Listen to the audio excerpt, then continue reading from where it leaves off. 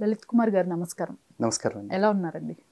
బాగున్నాను. సరే, రీసెంట్గా ఎక్కడ చూసినా ఏ న్యూస్ ఛానల్ చూసినా ప్రతిరోజు అఘోరీనే టాపిక్. ఓకే. అంటే ఒక ఆవిడ ఎప్పుడైతే ముత్యాలమ్మ టెంపుల్లో ఏదైతే విధ్వంసం జరిగిందో అప్పుడు అక్కడికి వచ్చినప్పటి నుంచి వైరల్ అవుతుంది తను. అసలు అఘోరీ తత్వం ఎలా ఉంటుందండి? దీన్ని ఎలా చూడాలి అసలు మనం? ముందుగా అందరికీ నమస్కారం అండి. ఈ రోజున అఘోరి తత్వం అనగానే చాలామందికి ఒక ఆటలాగానే తయారైపోయింది. ఇప్పుడు ప్రస్తుతం ఎవరైతే అఘోరి మాత అని చెప్పేసి ప్రచారం అవుతుందో ఆవిడ విషయంలోనే కాదు, చాలామంది నేను అఘోరిని అని చెప్పేసి మీడియా ఛానల్స్కి ఎక్కేసి చాలా మాటలు మాట్లాడేస్తూనే ఉన్నారు. అవి చేస్తాం, తంత్రాలు చేస్తాం, అది ఇది అంటున్నారు. ఇలా బతుకులకి నిజంగా తంత్రాలు అట్లాంటివన్నీ చేసే శక్తే ఉంటే వాళ్ళు ఇక్కడికి వచ్చి కూర్చోరండి. ఫస్ట్ ఆఫ్ ఆల్ వాళ్ళ పని వాళ్ళు చేసుకుంటూ పోతారు. ఎప్పుడైతే విషయం వీక్గా ఉంటుందో అలాంటి వాడికే పబ్లిసిటీ పీక్స్లో ఉంటుంది. సింపుల్. అండ్ ఇంకోటి, అఘోర తత్వం అంటే ఫస్ట్ ఆఫ్ ఆల్ ఇలా బట్టలోడు తీసుకుని బజార్లలో తిరగటం కాదు. నిజంగా అఘోర తత్వాన్ని సాధించిన వాళ్ళు సమాజానికి దూరంగా వెళ్ళిపోయి శ్మశానవాసమో లేకపోతే ఇంకేదన్నా అరణ్యాల్లోనో లేకపోతే పర్వతాల మధ్యలోకి వెళ్ళిపోయి వాళ్ళ ధ్యానం వాళ్ళు చేసుకుంటూ ఉంటారు. లేదంటే వాళ్ళకి సంబంధించిన పూజలు లేకపోతే వాళ్ళ పద్ధతులు ఏవైతే ఉంటాయో అటువంటి పద్ధతుల్లో వాళ్ళ పూజలు వాళ్ళు చేసుకుంటూ ఉంటారు. అండ్ ఈవిడ చెప్తున్నట్టు ఆవిడ నేను భోజనం చేయను, వారానికి ఒకసారి శవాన్ని తింటాను, ఇట్లా మాట్లాడుతున్నారు కదా. శవాన్ని తింటాం వాళ్ళ హాబీ కాదండి. వాళ్ళు రోజు కూర్చొని శవాలు పీక్కుని తినే రకాలు కాదు. అఘోర తత్వాన్ని సాధించిన వాళ్ళు ఇప్పుడు మాకు ఒక గురువు గారు ఉన్నారు, రాజేష్నాథ్ అఘోరి గారు. వారు చాలా స్పష్టంగా చెప్పారు, సంవత్సరానికి ఒక రోజు వాళ్ళకి ఏదో ప్రత్యేకమైన పూజ ఉంటుంది. ఆ రోజు కాలుతున్న శవంలో నుంచి ఒక చిన్న భాగాన్ని తీసుకుంటారు వాళ్ళు. అది కూడా వాళ్ళకి ఆహారం కింద కాదు, అది ప్రసాదం కింద తీసుకుంటారు. నిజంగా అఘోరతత్వం అంటే ఏంటి అంటే సమాజానికి దూరంగా వెళ్ళిపోయి సంపూర్ణంగా శివారాధనలో నిమగ్నం అయిపోవటము, శివుడికి తమను తాము అర్పించేసుకొని జీవించటము. వీళ్ళందరూ అఘోరీలు అనగానే కొన్ని సినిమాల్లో కూడా చూపించారు, వీళ్ళు ఏదో చేతబడులు భయంకరంగా చేసేస్తూ ఉంటారు, బాణామతులు చేసేస్తారు, లేకపోతే క్షుద్ర ప్రయోగాలు చేసేస్తారు, అది ఇది అని చెప్పేసి అంటారు. అఘోర తత్వం అనే పేరులోనే ఉంది అసలు ఘోరము కానిది అఘోరము అంటేనే. మరి ఈ చేతబడులు బాణామతులు గొడ్లోకి తీసుకుని తిరగటాలు ఇవన్నీ ఘోరాలు కాదంటారా? నిజంగా కూడా చూస్తే సమాజం చాలా చైతన్యవంతమైంది. హిందూ సమాజం స్టార్టింగ్లో ఎప్పుడైతే ఈ అఘోరి మాత అనేవిడ వచ్చేసి నగ్నంగా కూర్చుని ఎట్లా పడితే అట్లా పూజల పేరుతోటి విన్యాసాలు చేస్తూ ఉన్నారు, అవన్నీ చూసి హిందూ సమాజం మొత్తం కూడా ఖండించారు. ఇది కాదు అఘోర తత్వం, ఇది చాలా తప్పని చెప్పారు. కానీ ఎప్పుడైతే కొన్ని మీడియా ఛానల్స్ వాళ్ళ టీఆర్పీస్ కోసం కావచ్చు, వాళ్ళ వ్యూవర్షిప్స్ కోసం కావచ్చు, ఆమెను విపరీతంగా ట్రెండింగ్లోకి తీసుకొచ్చేసి ఇదిగో ఇట్లా గొడ్లొప్పు తీసుకుని కూర్చున్నారు, లేకపోతే బూడిద రాసు కూర్చున్నారు లేదా అంటూ ఆవిడ తన దిగంబరత్వాన్ని ప్రదర్శిస్తున్నాం అనుకుంటున్న ఆవిడ అంటున్నారు. కానీ ఆవిడ సనాతన ధర్మాన్ని రక్షిస్తాను అని చెప్పేసి అనటంతో చాలామందికి ఎట్లా కనెక్ట్ అయిపోయారంటే ఈవిడ నిజంగా సనాతన ధర్మాన్ని కాపాడటం కోసం వస్తే ఈ సెక్యులర్ మీడియా ఛానల్స్ అన్నీ కలిపి కావాలని ఈవెని ట్రోలింగ్ చేస్తాని అనుకున్నారు. నిజానికి ట్రోలింగ్ చేయటంగా చెప్పాలంటే వీళ్ళంతా కలిసి ఆమెను ట్రెండింగ్లోకి తీసుకొచ్చారు. కానీ వీళ్ళు చాలామంది ఆమెను ట్రోలింగ్ చేస్తున్నారు, సనాతన ధర్మం మీద ఏదో కక్ష కట్టేశారు అనుకొని అప్పటి నుంచి కొంచెం ఆవిడ వైపు సింపతైజ్ చేయటం, పాజిటివిటీ పెరిగి ఆమెను సింపతైజ్ చేయటం మొదలుపెట్టారు. తప్పితే ఆమె చేసిన పని స్టార్టింగ్లో ఎవరు సమర్థించలేదు. ఈరోజు ఆవిడకి ఏదన్నా కొంచెం సింపతి పెరిగింది, పాజిటివిటీ పెరిగింది అంటే అదంతా కూడా ఈ మీడియా ఛానల్స్ పుణ్యం అనే చెప్పాల్సి ఉంటుంది ఖచ్చితంగా. ఇకపోతే ఆవిడ గురించి చాలామంది మాట్లాడుతూ ఉంటున్నారు. మాట్లాడే వాళ్ళలో నెగిటివిటీ నేను చెప్పేసా. ఇప్పుడు ఆవిడ ఏదైతే చేస్తున్నారో అది 100% అఘోరతత్వం కాదు. ఓకే. అండ్ ఇంకోటి, అఘోరతత్వం అంటే చక్కగా i20 కారో ఏదో వేసుకుని దాని నిండా స్కల్ పిక్చర్స్ అంటించేసి దాని మీద లేడీస్ అని రాసుకుని డేంజర్ అని రాసుకుని ఇట్లా విన్యాసాలు చేయరండి. అఘోరలు ఫస్ట్ ఆఫ్ ఆల్ వాళ్ళు కారుల్లో తిరుగుతూ బంగ్లాల్లో తిరుగుతూ ఇదంతా చేసుకుంటే అది అఘోరతత్వం కాదు. అఘోరతత్వం అర్థం కావాలంటే లింగపురాణం ఒకసారి చదవమని, దానిలో క్లియర్గానే ఉంటుంది. కానీ ఇక్కడ వీళ్ళందరూ చేస్తున్న దానివల్ల ఏమవుతుందంటే నెగిటివిటీతో స్టార్ట్ అయిన ఆవిడికి ఒక పాజిటివిటీ బిల్డ్ అయింది. అట్లీస్ట్ ఇప్పటికన్నా కొంచెం మార్పు చెంది ఆవిడ ఏదో వస్త్రం ధరించారు. ఈ 2-3 days బ్యాక్ ఎప్పుడు అప్డేట్ చూశాను. అది కూడా టెంపుల్స్ లోకి అలో చేయకపోతేనే లలిత్ గారు, లేకపోతే నార్మల్ గానే ఉంటున్నారు ఆవిడ ఉండే విధంగా. కానీ మొత్తానికి అయితే చెప్తున్నా కదా, ఇలాంటి వాళ్ళని అటువంటి వేషధారణతోటి దేవాలయాల్లోకి ఎట్టి పరిస్థితుల్లో అలో చేయకూడదండి. ఎందుకంటే ఆలయాల్లోకి ఇట్లాంటి భంగిమల్లో ఎప్పుడు ఉండరు. కాశీ లాంటి చోట్ల ఎంతోమంది అఘోరాలు ఉంటారు. కాశీలో ఎప్పుడు కూడా ఇటువంటి వేషధారణతో ఇలా దిగంబరత్వంతో వాళ్ళు ఎవరు ఎప్పుడు గుళ్ళలోకి రారు. కాశీలో కావచ్చు, ఉజ్జయిన్లో కావచ్చు, ఎక్కడా రారు. ఈవెన్ మాకు దీనిలో అఘోర నాగసాధువు అని చెప్పేసి పెట్టుకుంటుంది. అఘోరతత్వం వేరు, నాగసాధువుల పరంపర వేరు. ఓకే.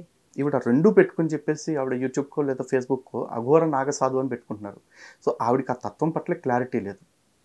ఇంతకీ ఆవిడ స్త్రీయా, పురుషుడా, ట్రాన్స్జెండరా, ఇదంతా డిస్కషన్ జరుగుతుంది. అది ఒక యూజ్లెస్ డిస్కషన్ అండి. నిజంగా అఘోరతత్వాన్ని సాధించేస్తే అసలు ఈ మనుషుల్లో ఉన్న ఈ లింగపరమైన భేదాలని, భాషాపరమైన భేదాలని, ప్రాంతపరమైన భేదాలు ఏవైతే ఉన్నాయో ఈ భేదాలు ఏవి కూడా పట్టించుకోరు.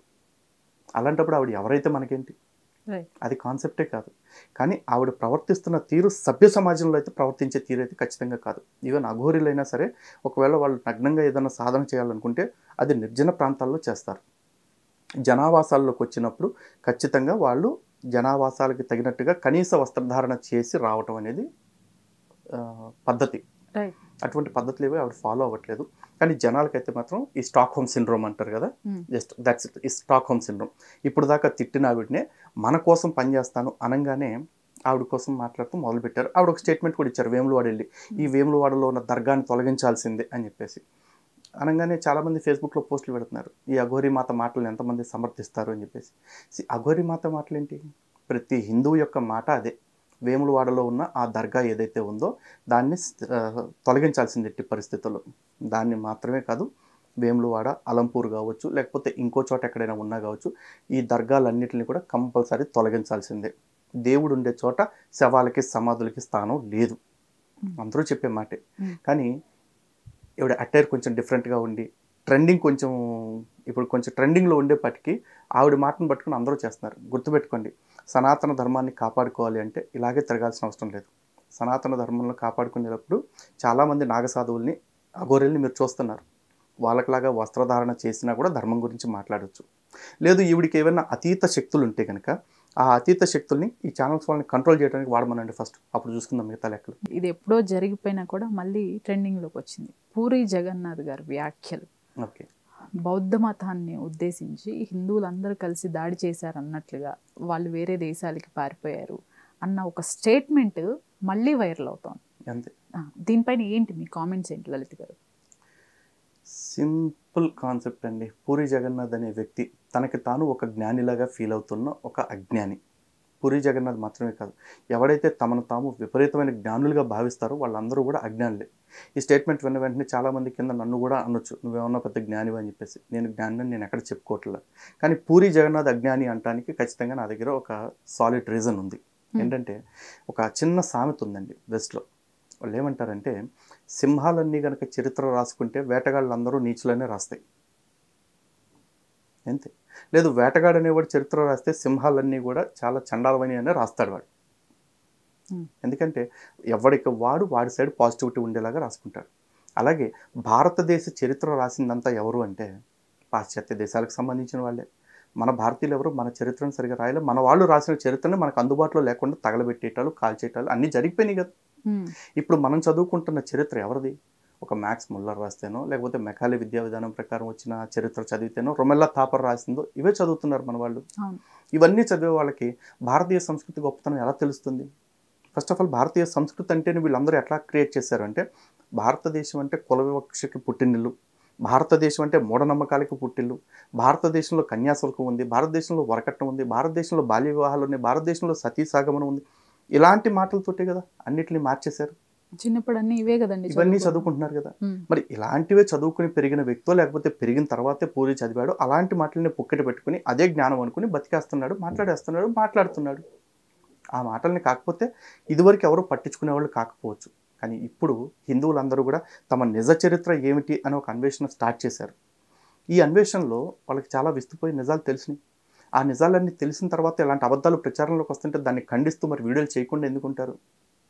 ఈరోజున పూరి జగన్నాథ్ చెప్తున్నాడు, మనం ఎంత చిల్లరగాళ్ళంటే పరమ శాంతమూర్తులుగా చెప్పుకునే బుద్ధుడిని, బౌద్ధుల్ని కూడా ఈ దేశం నుంచి తరిమి కొట్టేశాం అని చెప్పి ఒక వాడకూడని పదం వాడాడు, మాదర్చోద్ అని చెప్పేసి. అలాంటి పదం వాడినోడికి నేను చెప్తున్నా, అరే మాదర్చోద్ ఎవడరా నీకు చెప్పింది? వాళ్ళందరూ శాంతమూర్తులు అని చెప్పేసి. వాళ్ళు చేతగానోళ్ళు.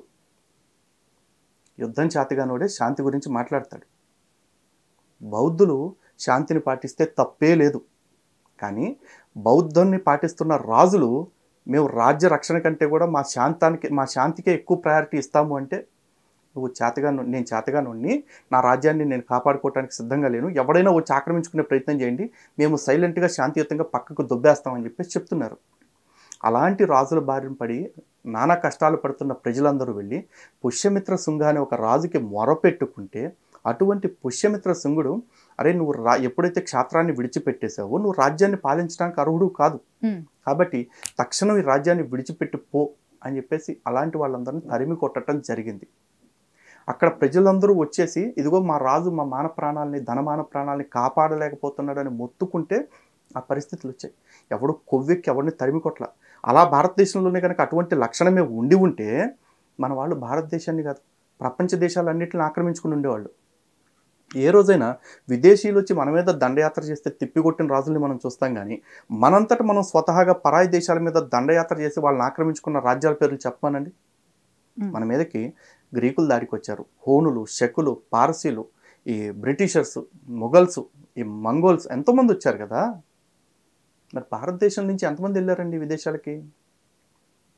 పరమశాంతమూర్తుల్ని తరిమి కొట్టామని చెప్పేసి అంటున్నాడు కదా.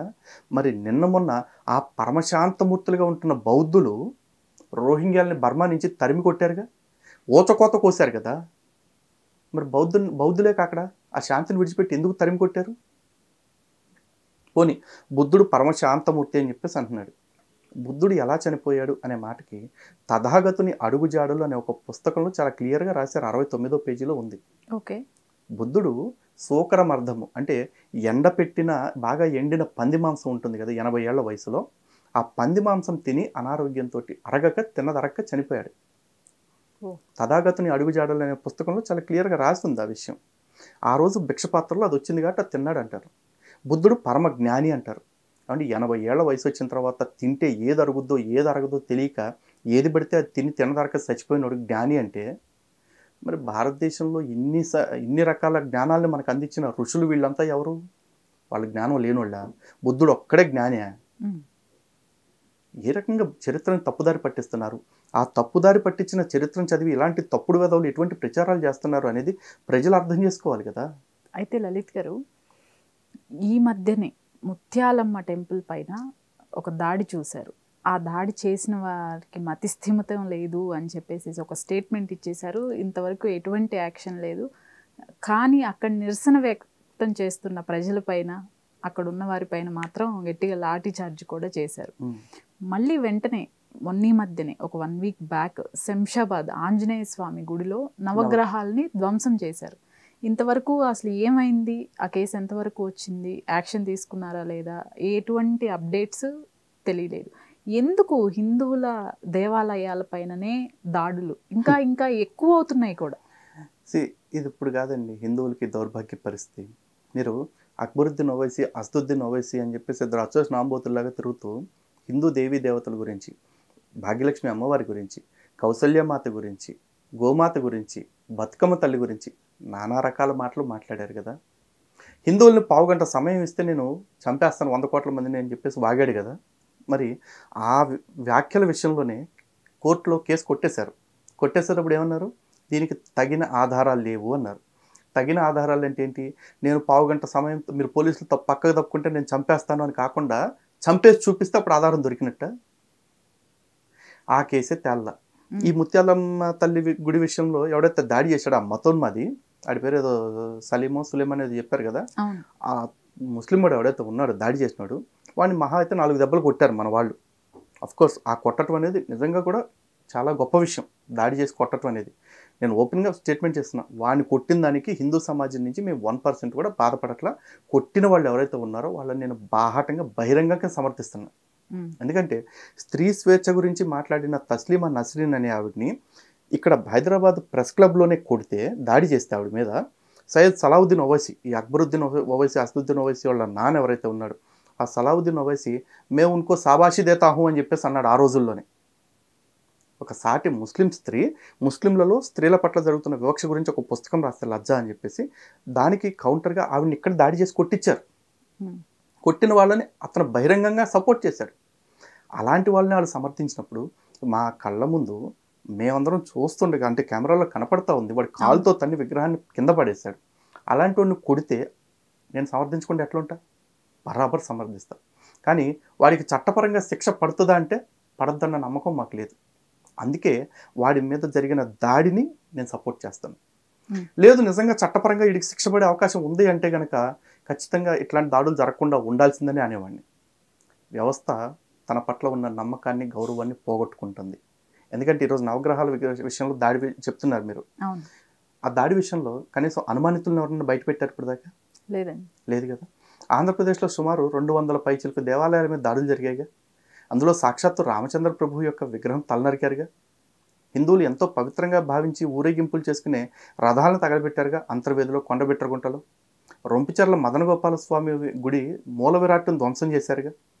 మోదుకొండమ్మ పాదాల దగ్గర అమ్మవారి గ్రామదేవత విగ్రహాన్ని నేలమట్టం చేశారుగా. ఇలాంటివి ఎన్నో దాడులు జరిగాయిగా. పిఠాపురంలో అయితే ఏకంగా 23 విగ్రహాలు ధ్వంసం చేశారు. మరి ఇన్ని జరిగినాయి కదా.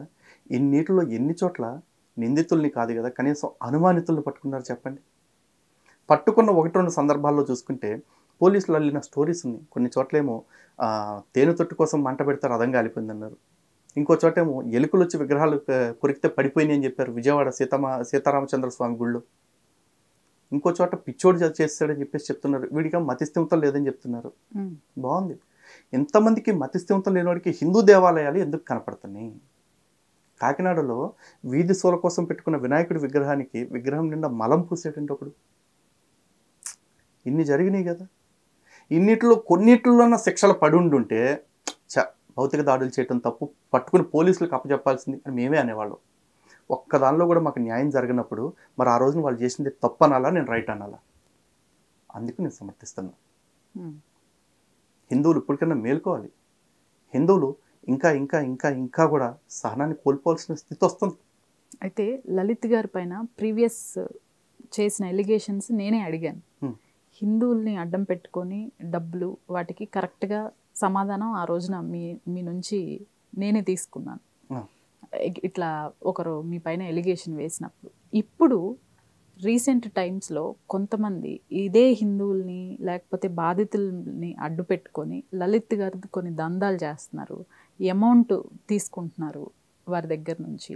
అసలు నిజంగా బాధితులు ఉంటే పోలీస్ స్టేషన్లో కేసు ఫైల్ చేయాలి. అసలు ఈ మధ్యలో లలిత్ గారే ఎందుకు ఎంటర్ అయ్యారు, ఎందుకు ఇలాంటివి చేయాల్సి వచ్చింది, ఈ పరిస్థితులు, బోల్డ్ అన్ని అనుమానాలు, బోల్డ్ అన్ని ఎలిగేషన్స్ ఒకేసారి మీ పైన. ఎలిగేషన్స్కి ఏముందండి, ఎవరైనా ఎలిగేషన్స్ చేస్తారు. కానీ ఆ ఎలిగేషన్స్ని తుడుచుకునే ప్రక్రియ ఉంటుంది చూసారా, అది చాలా పెయిన్ఫుల్గా ఉంటుంది. అందులోనూ చెయ్యని తప్పుకి వివరణలు ఇచ్చుకునేటప్పుడు ఆ పెయిన్ ఇంకా ఎక్కువ ఉంటుంది. ఎందుకంటే మీరు వినాయక వ్రతకల్పం కథలో చూస్తారు కదా, కృష్ణుడి మీద నింద ఈజీగా వచ్చేసింది. సత్రాజిత్ అనేవాడు మణి సంపాదించుకోవటం ఏంటి, రాజు దగ్గర ఉంటే బాగుంటుంది కదా అని కృష్ణుడు ఒక మాట అడిగేశాడు, తర్వాత ఇవ్వనన్నాడు, అయిపోయింది. కానీ ఆ మణిని కాపాడుకునే శక్తి లేని తన తమ్ముడు ప్రసేనజిత్ అనేవాడు ఆ మణిని మెడలో ధరించి వేటకెళ్తాడు, సింహం చేతిలో సస్తాడు. కానీ నింద ఎవరి మీదకి వచ్చింది? కృష్ణుడి మీదకి వచ్చింది. కృష్ణుడి మీదకి నింద వచ్చింది కాబట్టి కుక్కలు మురిగితే మురిగాయి అని చెప్పేసి ఆయన వదిలేలా. ఆ నిందని నేను పాపుకుంటాను అని చెప్పేసి ఆయన శక్తికి మించి, ఆయన శక్తి మేరకు ఆయన ప్రయత్నం చేశారు. మొత్తానికి చివరికి ధర్మం గెలిచింది. అలాగే ఈరోజు మా విషయంలో చేసిన ఆరోపణల విషయంలో కూడా ఖచ్చితంగా తీర్పు మంచిగా అనుకూలంగా వస్తుంది మాకు. కానీ ప్రాబ్లం ఏంటంటే ఈ ఎలిగేషన్ వచ్చినప్పుడు ఉన్నంత ట్రెండింగ్, చేసినంత ట్రెండింగ్ అప్పుడు జరగదు. కారణం ఏంటంటే ఆ కేసు కొట్టేసినప్పుడు లేకపోతే పాజిటివ్గా టర్న్ అయినప్పుడు ఉండదు. టర్న్ అవుతుంది, ఖచ్చితంగా టర్న్ అవుతుంది. తెలియదు కూడా. కారణం ఏంటంటే ఇప్పుడు లలిత్ కుమార్ అనేవాడి మీద ఆరోపణ రాగానే ఇది నిజం అబద్ధంతో సంబంధంలా. లలిత్ కుమార్ అనేవాడి మీద ఇంకాస్త బురదేయటానికి చాలా మంది ఉంటారు, క్రిస్టియన్స్ ఉంటారు. అరే వీడు ఎక్కడ దొరకట్లా, 9 ఏళ్ళ నుంచి వీడు ఒక్క అవినీతి ఆరోపణలో దొరకలా, 9 ఏళ్ళ నుంచి వీడు ఒక్క కేసులో కూడా శిక్ష ఎదుర్కోలే, వాడిని ఎట్లా ఒకట్లా ఇరుక్కోవటానికి ఒక అవకాశం దొరికిందిగా, తొక్కుదాం అని చెప్పేసి వాళ్ళ ప్రయత్నం వాళ్ళు చేస్తారు. 2 ముస్లిమ్స్ ఉంటారు, వాళ్ళకే ఉంటుందిగా, వీడు మనం చేసే లవ్ జిహాదుల గురించి సమాజంలో అవేర్నెస్ ఇస్తున్నాడు, మనం చేసే ల్యాండ్ జిహాదులు లేకపోతే ఇంకో పొలిటికల్ జిహాదులు వీటన్నిటి గురించి ఎడ్యుకేట్ చేస్తున్నాడు, మన గ్రంథాల మీద టాపిక్స్ ఏవైతే వస్తున్నాయో ఆ టాపిక్స్ వచ్చినప్పుడు గట్టిగా వాయిస్ వినిపిస్తున్నాడు, తొక్కుదాం అని చెప్పేసి అనుకుంటారు. మూడో వాళ్ళు ఉంటారు నాస్తిక్ మేధావ్స్. ఈ నాస్తిక్ మేధావ్స్ అంతా కూర్చుని ఏమంటుంటారే, అరే వీడు మన పలానా టీవీ ఛానల్లో మన నాస్తిక మేధావుని ఒకరిని తొక్కిపారేశాడు, ఇంకో టీవీ ఛానల్లో కూర్చుని ఆ నాస్తిక మేధావుతోటే క్షమాపణ చెప్పించుకున్నాడు, కాళ్ళు పట్టించుకోబోయాడు, కాబట్టి ఈయన ఇప్పుడు తొక్కే అవకాశం వచ్చింది, తొక్కుదా అంటారు. ఇక మూడోది ఉంటుంది ఎర్ర కుక్కలు. ఊర కుక్కల్లాగా దేశం మీద పడేసి దేశం బాగుపడటానికి ఏదేదైతే ఉంటుందో అటువంటి వాటి అన్నింటిని వ్యతిరేకిస్తా తిరుగుతూ ఉంటారు సూడో మేధావులు. వీళ్ళకే అవకాశం వచ్చింది, వాళ్ళు కూడా చేస్తారు. ఇక 5వ బ్యాచ్ ఉంటారు, సెక్యులర్స్ అంటాం వీళ్ళు మనం. వీళ్ళకి ఏంటంటే ఏ మతం మంచిదో ఏ మతం చెడ్డదో ఏమీ సంబంధం లేదు, ఏమీ తెలియదు కూడా వీళ్ళకి. కానీ వీళ్ళకి ఒకటి ఉంటుంది, అందరూ సమానమేనండి అని ఒక పడికట్టు మాట ఉంటుంది. ఈ అందరూ సమానం అనే దానిలో వీళ్ళ ఉత్సాహం అంతా కూడా ఈ మైనారిటీలుగా చెప్పబడే మోస్ట్ డామినెంట్ మైనారిటీస్ అయిన క్రైస్తవులు, ముస్లింల సంకనాగటం మీదే ఉంటుంది తప్ప ఆ అందరిలో లలిత్ కుమార్, ప్రసన్న గారు ఇంకొకళ్ళు ఉండరు. ఎందుకు? వీళ్ళు అంతో ఎంతో హిందుత్వం గురించి మాట్లాడుతున్నారు కాబట్టి. సో ఇటువంటి సెక్యులర్స్ ఉంటారు. ఇన్ని పక్కన పెట్టేస్తే కాంపిటీషన్ తోటి, ఈర్ష అసూయలతోటి పనిచేసే సాటి హిందూ సంస్థలు కొంతమంది ఉంటారు. కొంతమంది, అందరూ కాకపోవచ్చు. అందులో శంకరాచార్యులు వారు చెప్పినట్టు కొంతమంది దొంగ వేషాలు వేసుకుని సన్యాసులు కూడా ఉంటారు. గుండు కొట్టించుకుని కాషాయం కట్టుకుని తిరుగుతున్నట్టుగా నటిస్తూ ఉంటారు. అట్లాంటి వాళ్ళు కూడా ఉంటారు. వీళ్ళందరూ కూడా తమకు కలిగిన ఈర్ష అసూయలతోటి ఏం చేస్తారంటే వాళ్ళు కూడా ఇట్లాంటి విషయాలను ప్రచారం చేస్తారు. కొంతమంది పబ్లిక్లో చేస్తారు, కొంతమంది ఫోన్లు చేసి పర్సనల్గా చెప్తూ ఉంటారు. ఓకే, ఇంతమంది మనకు వ్యతిరేకంగా పనిచేస్తూ ఉంటారు. సీరియస్లీ నేను చాలాసార్లు ఇంతకుముందు మన ఛానల్లో కూడా చెప్పాను, హిందుత్వం కోసం మేము పనిచేయడానికి వచ్చామంటే మమ్మల్ని అభిమానించే వాళ్ళు, మమ్మల్ని అనుసరించే వాళ్ళ కంటే వ్యతిరేకించే వర్గం ఎక్కువ ఉంటుంది. అయినా కూడా మేము వ్యతిరేకించే వాళ్ళని తట్టుకుని నిలబడటానికి వచ్చాము అంటే మేము అటు వాళ్ళ మీద నమ్మకం, వీళ్ళ మీద నమ్మకంతో కాదు, ధర్మం మీద నమ్మకంతో మేము ఇక్కడ నిలబడ్డాం. ఆ ధర్మం మీద నమ్మకంతోనే ఫైటింగ్ చేస్తున్నాం. సో ఈ క్రమంలో వీళ్ళకి నిజానిజాలతో సంబంధం లేదు. లలిత్ కుమార్ దొరికాడా దొరకలేదా ఇరికించడానికి, అదే పట్టుకుని చేస్తారు. సో అటువంటి వాళ్ళకి కూడా మన ఛానల్ వేదికగానే సమాధానం ఇస్తున్నాం. లలిత్ కుమార్ వాళ్ళతో కేసులు పెట్టించాల్సింది కదా అన్నారు. ఆల్రెడీ కుషాయిగూడ పోలీస్ స్టేషన్కి వెళ్ళి అడగండి, ఆ షాప్ మీద, ఆ ఓనర్ మీద బాధితులు ఎన్ని కంప్లైంట్లు ఇచ్చారు, ఎన్ని బాధితులు డైరెక్ట్ గా ఇచ్చారు. అప్పుడు మీరు ఇన్వాల్వ్ అవ్వలేదండి? మనం పంపించింది మన దగ్గర ఇంటర్వ్యూ అయిన తర్వాతనే, బిఫోర్ ఈ గొడవ అంతా జరగకముందే వెళ్ళి కంప్లైంట్లు ఇప్పించాం. ఆ కంప్లైంట్లలో ఎన్ని ఎఫ్ఐఆర్లు అయినాయి, ఎన్ని ఎఫ్ఐఆర్లు అవ్వకుండా అక్కడున్న ఆ వ్యక్తి మేనేజ్ చేసుకున్నాడు అడగండి. సో ఈ వ్యవస్థలు ఇంతకుముందు హిందూ దేవాలయాల మీద దాడులప్పుడే చెప్పే కదా వ్యవస్థలు ఎంత నిర్లిప్తంగా ఉంటున్నాయో, ఇటువంటి వాటి విషయంలో కూడా అలాగే అనిపించే పాటికి ఇంకొక మార్గంలో కూడా వాళ్ళకి ఏదన్నా న్యాయం చేయొచ్చేమో అని ట్రై చేసాం. ఇక్కడ మేము మిస్ అయిన లాజికల్లో ఒకటే, ఎవరైతే మేము డబ్బులు నష్టపోయామో అని వచ్చిన బాధితులు ఉన్నారో వాళ్ళకి ఆ డబ్బులు నష్టపోయామని వచ్చారు, ఆ డబ్బుల్లో కొంత భాగం రికవర్ అయిపోతే వాళ్ళు సైడ్ అయిపోతారు అన్న ఒక లాజిక్ దగ్గర మేము కొంచెం మిస్ అయ్యాం. అదొకటే జరిగింది. ఇక్కడ ఇంకొకటి, మా మీద వీడియోలు రిలీజ్ చేసేసి మేము డబ్బులు అడిగాము, 60 లక్షలు అడిగాము, 50 లక్షలు అడిగాము, 40 లక్షలు అడిగాము,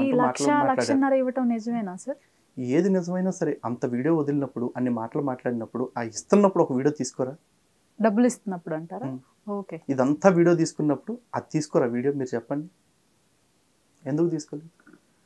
పోనీ అసలు ఆ రోజు కూడా చెప్తున్నానండి సింపుల్గా, మమ్మల్ని అక్కడికి పిలిపించారు, డబ్బులతో రెడ్ హ్యాండెడ్గా పట్టుకున్నారని చెప్పేసి అన్నారు. అక్కడ సీన్ ఆఫ్ అఫెన్స్లో ఎక్కడైనా కార్లో 15 లక్షలు 20 లక్షలు కాదు, ఒక 10,000 రూపాయలు దొరికినాయా? పోలీసులో రికవర్ చేశారా? లేదు. మాకు డబ్బులు ఇస్తున్నట్టు లేకపోతే మా దగ్గర డబ్బులు టాపిక్ మాట్లాడినట్టు ఏమన్నా వీడియోలో ఉందా? ఊరికే ఒక వ్యక్తి కార్లోకి వచ్చి కూర్చోవటం, ఆ కార్ చుట్టూ ముందే ప్లాన్ చేసుకున్న పోలీసులు కొంతమంది అక్కడికి వచ్చేస్తే అది రెడ్ హ్యాండెడ్, బ్లూ హ్యాండెడ్ అంటారా? ఎంటీ హ్యాండెడ్ కూడా కాదు అది, ఏం లేనిది అది. జస్ట్ ఏంటంటే చెప్తున్నా కదా, నింద వేయడానికి అవకాశం దొరికింది, వీళ్ళందరూ నిందలు వేసేస్తున్నారు. దాన్ని చాలామంది మనం ద్వేషించే వాళ్ళు ప్రచారం చేసేస్తున్నారు.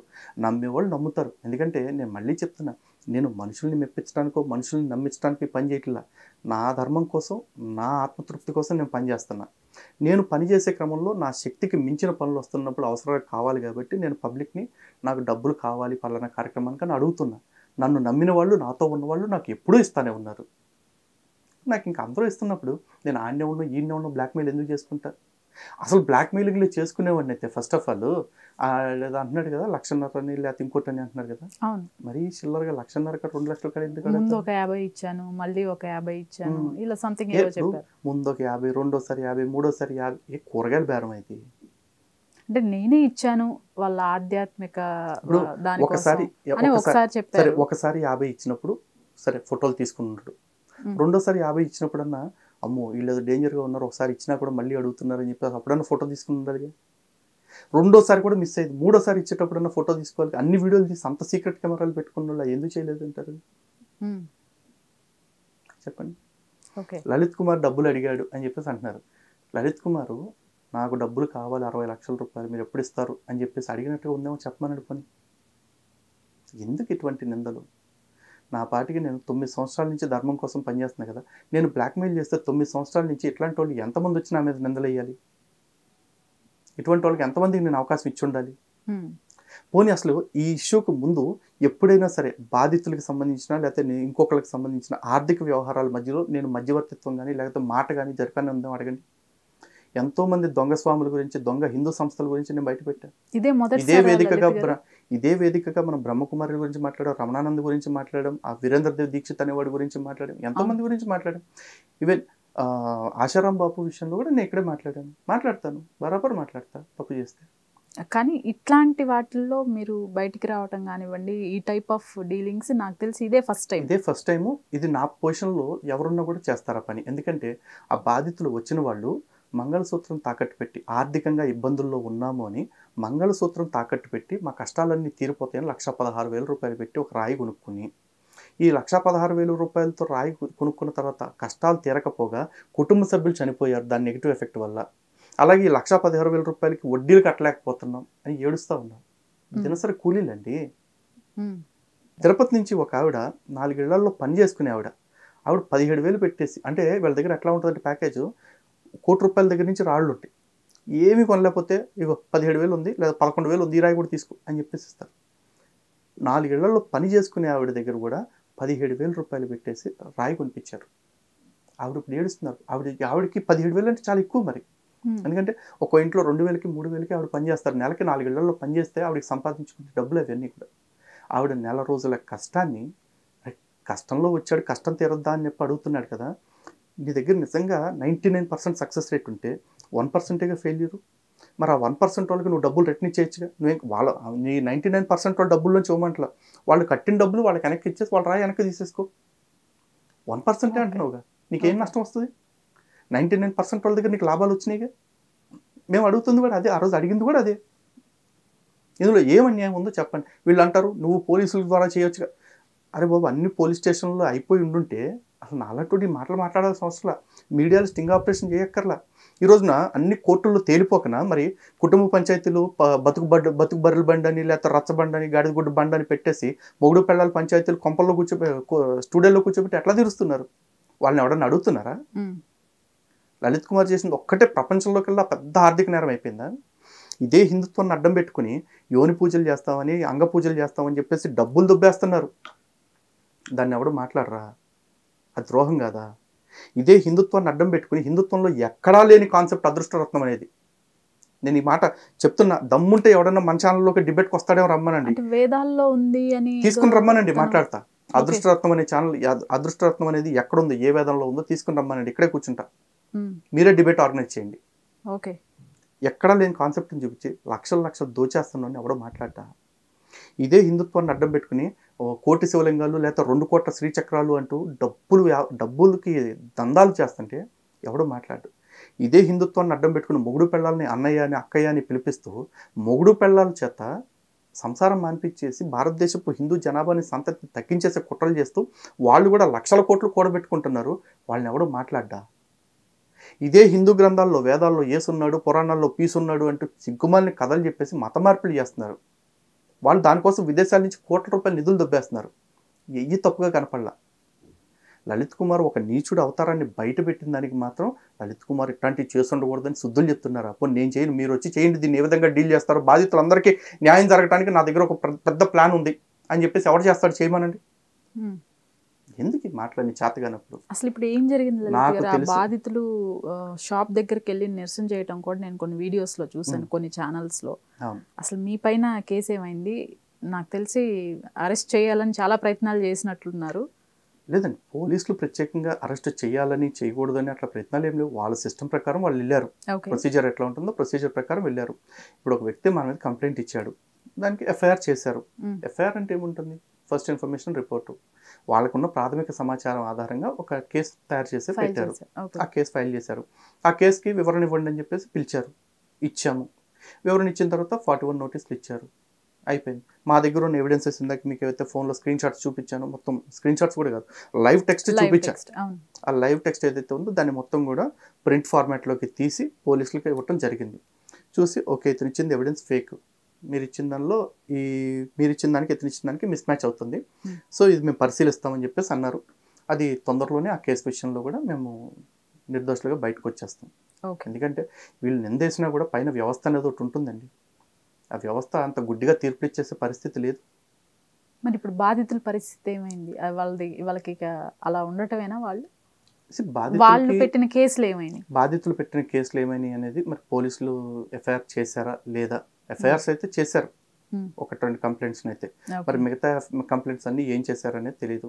ఇప్పుడు నా మీద ఇన్ని వీడియోలు చేసి లేకపోతే నా మీద ఇన్ని పోస్టులు పెడుతున్న మహాత్ములు ఎవరైతే ఉన్నారో, మహానుభావులు ఎవరైతే ఉన్నారో, బాధితులకి ఇట్లా చేస్తుంటే బాగుండేది, అట్లా చేస్తుంటే బాగుండేది అని సలహాలు ఇచ్చేవాళ్ళు ఎవరైతే ఉన్నారో, దయచేసి పోలీస్ స్టేషన్కి వెళ్ళి బాధితులు ఇచ్చిన కంప్లైంట్లు ఏంటో ఒకసారి తెలుసుకుని ఆ బాధితులందరినీ మీరే సంప్రదించి ఆ బాధితులకి మీకు న్యాయం నేను చేస్తానమ్మా అని చెప్పేసి మీరు వెళ్ళి నిలబడండి. ఎండ్ ఆఫ్ ది డే మీరు కోరుకున్నా నేను కోరుకున్నా బాధితులకు న్యాయం జరగాలని కోరుకుంటాం. పర్టికులర్గా మేము ఎక్కువ ఎందుకు కోరుకుంటామంటే ఈ బాధితులు ఎవరైతే ఉన్నారో, ఈ రాళ్లను నమ్మేసి డబ్బులు పోగొట్టుకున్న వాళ్ళు, అలాంటి వాళ్ళు మేము మోసపోయామని చెప్పేసి రేపు మత మార్పిడికి గురవ్వకుండా ఉండాలనేది మా తాపత్రయం. ఎందుకంటే రేపు ఇలాంటి వాళ్ళు ఒక్కళ్ళైనా మత మార్పిడికి జరిగితే ఆ రాళ్ళు అమ్ముకునేవాడు రాడు, లేకపోతే అక్కడ లింగాలు అమ్ముకుంటున్నవాడు, శ్రీచక్రాలు అమ్ముకుంటున్నవాడు కూడా రాడు. మళ్ళీ మాలాంటి వాళ్ళే రావాలి. మేమే వచ్చి మన శివయ్య గొప్పతనం ఇది, మన విష్ణుమూర్తి గొప్పతనం ఇది, మన అమ్మవారి గొప్పతనం ఇది, మీరు ఇలాంటి వాళ్ళని నమ్మండి కానీ అలాంటి వాళ్ళని కాదమ్మా అని చెప్పి మళ్ళీ సనాతన ధర్మం గొప్పతనాన్ని చెప్పి గర్వాప్సి చేయాల్సింది మేమే. కాబట్టి బాధ్యత మా భుజాల మీద ఉంది కాబట్టి మేము బాధ్యతాయుతంగా నడుచుకుంటున్నాం. కానీ ఈ క్రమంలో బయట దొంగలతో పాటు ఇంటి శత్రువులు కూడా కొంతమంది వాళ్ళతో చేతులు కలపటంతో మేము ఇదవటం జరిగింది. ఈ క్రమంలో పర్టికులర్గా మేము థ్యాంక్స్ చెప్పుకోవాల్సింది మీడియా ఛానల్స్ మీలాంటి వాళ్ళందరికీ. ఎందుకంటే ఒకళ్ళు కాదు, ఇద్దరు కాదు, కొన్ని వందల ఛానల్స్ని అప్రోచ్ అయ్యారు మన వాళ్ళ ముసుగులో ఉన్న వాళ్ళే కొంతమంది వచ్చి మేము అంత ఇస్తాం ఎంత ఇస్తాం వీళ్ళకి వ్యతిరేకంగా వార్తలు వేయండి అంటే వాళ్ళు ఏం చేస్తారో మాకు తెలుసండి. మేము అలాంటి వాళ్ళకి లలిత్ కుమార్కి వ్యతిరేకంగా వార్తలు వేయమని చెప్పేసి చాలా మంది సపోర్ట్ చేశారు. అందులో మీరు కూడా ఉన్నారు. మీ అందరికీ స్పెషల్గా ధన్యవాదాలు తెలియజేసుకుంటాం. మనం ప్రీవియస్ బ్రహ్మ కుమారీస్ అనే టాపిక్ ఒకటి డిస్కస్ చేసాం. ఆల్రెడీ వారి విధి విధానాలు లేకపోతే వారు చేస్తున్నవి ఇవి అని చెప్పేసి ఎవ్రీథింగ్ మనం డిస్కస్ చేసాం. కానీ కొంతమంది నన్ను అడిగిన క్వశ్చన్ ఏంటంటే, సరే బ్రహ్మకుమారీస్ మన ఫ్యామిలీస్ని ధ్వంసం చేస్తున్నాయి, హిందూ ఫ్యామిలీస్ని పెళ్లి కాకుండా చేసి హిందూ జనాభాని తగ్గించే ప్రయత్నం చేస్తున్నాయి. మరి వీరు చేసే ఇప్పుడు ఈ హిందువుల్లోనే కొన్ని సంస్థలు ఉన్నాయి, వారు కూడా సన్యాసులుగా మారిపోతున్నారు, వెళ్ళి ఆశ్రమాలని అవని ఇవని వాళ్ళు కూడా వెళ్ళి పెళ్ళిళ్ళు ఏమీ లేకుండా కుటుంబాలకు దూరంగా ఉంటున్నారు. మరి ఇవి ఈ సంస్థలు చేస్తున్నది ఏంటి అని చెప్పేసి అడిగారు. ఒకటేనండి, ఇక్కడ సన్యాసాన్ని మనం తప్పు పట్టట్లేదు. ఎందుకంటే కొంతమందికి సాంసారిక జీవితం పట్ల వైరాగ్యం ఉండొచ్చు, వాళ్ళకి సాంసారిక జీవితం పట్ల ఇష్టం లేక కొంతమంది అవివాహితులుగా ఉండొచ్చు, కొంతమంది పూర్తిగా తమను తాము భగవంతుడికి కైంకర్యం చేసేసుకుని మేము భగవత్ సేవలో గడుపుతాము అనొచ్చు. ఇప్పుడు బ్రహ్మకుమారిలైనా సరే అలా చెప్తే పర్వాలేదు. కానీ వాళ్ళు ఏమంటున్నారు, ఈ సృష్టిలో ఉన్న ప్రతి వాళ్ళు కూడా మనం అసలు సంసారానికి దూరంగా ఉండాలి, ఈ సృష్టిలో ఉన్న మనం అందరం కూడా అక్క చెల్లెళ్ళు అన్న తమ్ముళ్ళు అని చెప్పేసి చెప్తున్నారు అందరూ. అందుకే వాళ్ళు భార్యాభర్తలను కూడా అన్నయ్య అక్కయ్య అని పిలుచుకోమని చెప్తా ఉన్నారు. అండ్ మోర్ ఓవర్ వాళ్ళు ధర్మంలో లేని విషయాలు ఎక్కువ చెప్తా ఉన్నారు. వాళ్ళు ఏం చెప్తారు, ఈ సనాతన ధర్మం ప్రకారం అసలు భగవద్గీతను చెప్పింది శ్రీకృష్ణ పరమాత్మ కాదు శివ పరమాత్మ అంటారు. ఓకే, శివ పరమాత్మను పూజిస్తే తప్పు కాదు, కానీ శివుడు ఉన్నాడు కానీ అమ్మవారు లేరు అంటారు. అమ్మవారు ఎందుకు లేరంటే శివుడికి అసలు శరీరమే లేదు, అలాంటప్పుడు వివాహం చేసుకోవటం సంసారం చేయటం ఇటువంటి వికారాలు ఎందుకుంటాయి అని చెప్పేసి అంటారు. అసలు ఫస్ట్ ఆఫ్ ఆల్ శివుడు అంటే వివాహం చేసుకోవటం అంటే వికారం అని ఎవరు చెప్పారు? శివుడు పక్కన అమ్మవారు ఉన్నారంటే అమ్మవారు ఎవరు? అమ్మవారు ఒక రూపమా? ఫస్ట్ ఆఫ్ ఆల్ శివుడు ఒక రూపమా? శివుడు అంటే ఒక తత్వం అయితే అమ్మవారు అంటే ఒక శక్తి కదా. ఇవేమీ అర్థం తెలియకుండా భగవంతుళ్ళ మధ్య కూడా వీళ్ళు రూపాన్ని ఎందుకు చూస్తున్నారు? లక్ష్మీనారాయణులు వచ్చేసి సాక్షాత్తు భూమిని పాలించడానికి వచ్చిన రాజులు మాత్రమే అని చెప్పేసి చెప్తా ఉన్నారు. అలాగే ఈ ఆడమ్ అండ్ ఈవ్ అంటే బైబిల్లో చెప్తున్న వాళ్ళు ఎవరో కాదు, బ్రహ్మ సరస్వతి అని చెప్పేసి చెప్తున్నారు. ఇవన్నీ ఎట్లా ఒప్పుకుంటాం? యుగం అంటే 4,32,000 సంవత్సరాలు కలియుగ ప్రమాణము, 8,64,000 సంవత్సరాలు ద్వాపరయుగ ప్రమాణము, 12,96,000 సంవత్సరాలు త్రేతాయుగ ప్రమాణము, 17,28,000 సంవత్సరాలు కృతయుగ ప్రమాణం. ఇది హిందూ గ్రంథాల లెక్క. వీళ్ళు వచ్చేసి 1250 సంవత్సరాలు ఒక యుగము, 4 యుగాలు కలిపి మొత్తం 5,000 సంవత్సరాలు, అందులో 84 జన్మలు ఎత్తుతామని చెప్పేసి చెప్తున్నారు. మీరు ఇన్నన్నా చెప్పండి, మీరు చెప్పుతున్న దానికి ప్రమాణం ఏమిటి? వేదమా, ఉపనిషత్త, పురాణమా, ఇతిహాసమా, ఇంకేదన్నా ధర్మశాస్త్రమా? ఏదన్నా ఉంటే ప్రమాణం చెప్పండి. ఏమి ప్రమాణం చెప్పకుండా ఇన్ని లెక్కలు చెప్తున్నప్పుడు మీరు ఇంకేదైనా కొత్త మతం పేరు పెట్టుకోండి. హిందూ అనే పేరు చెప్పొద్దు, సనాతన ధర్మం అనే పేరు చెప్పొద్దు, శివుడు విష్ణు అనే పేర్లు వాడొద్దు. ఈ పేర్లు వాడాలి అనుకున్నప్పుడు ఈ పేర్లను ప్రతిపాదించింది వేదం, ఈ పేర్లను ప్రతిపాదిస్తున్నది ఉపనిషత్తు, పురాణాలు, ఇతిహాసాలు అయినప్పుడు వీటికి భిన్నంగా ఉండే వాదనలు మీరు చెప్పడానికి వీల్లేదు. ఇదే మేము అడుగుతున్నాం. ఇట్లాంటి మాయమాటలన్నీ చెప్పి హిందూ ఆడబిడ్డల్ని మీరు సంసారిక జీవితానికి దూరంగా ఎందుకు జరుపుతున్నారు? ఆల్రెడీ ఓ పక్కన ఈ మత మార్పిడి మాఫియాలు కావచ్చు, లేకపోతే లవ్ జిహాదీ గ్యాంగ్లు కావచ్చు, ప్రేమ పేరుతోటి అమ్మాయిలను వలవేసుకుని తీసుకుపోయి బలవంతంగా మతం మార్చి అక్కడ ఆ మతానికి సంబంధించిన సంతానాన్ని 10 మందిని 20 మందిని కనిపిస్తూ ఉన్నారు. ఇదే ఒక దౌర్భాగ్యం. అంటే ఇక్కడ హిందువులుగా ఉన్న ఆడపిల్లల్ని తిరిగి సంతానోత్పత్తి చేయనివ్వకుండా చేసి ఇంకో పక్కన హిందూ జనాభాను తగ్గిస్తున్నారు. ఆల్రెడీ డెమోగ్రఫిక్ వార్ జరుగుతుందని మేము ఎప్పటి నుంచి చెప్తున్నాం. ఆ వార్లో హిందూ ఆడబిడ్డలను అడ్డం పెట్టుకుంటుంటే మరి మేము చూస్తే ఎందుకు కూర్చుంటామండి? ప్రశ్నించమా? ప్రశ్నిస్తాం.